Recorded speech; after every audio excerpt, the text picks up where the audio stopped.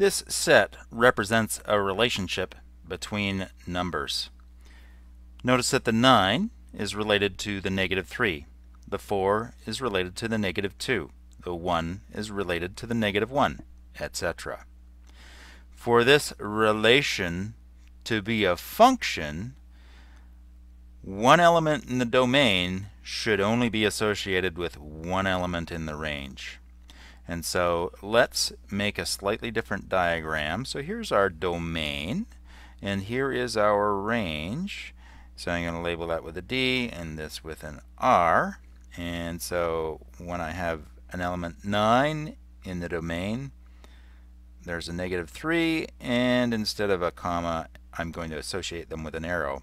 And so when there's a 4 in the domain, there's also a negative 2 in the range, and those are related. And when there's a 1 in the domain, there's a negative 1 in the range.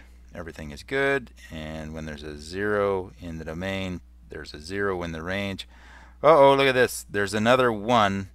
It's related to a positive 1 in the range. So look at what's happening. This is an arrow going to 2 things in the range. And so, yeah, it seems like these numbers are not having nice functional relationships. So this 4 is associated with a negative 2 and a positive 2, and then this 9 is associated with a negative 3 and a positive 3.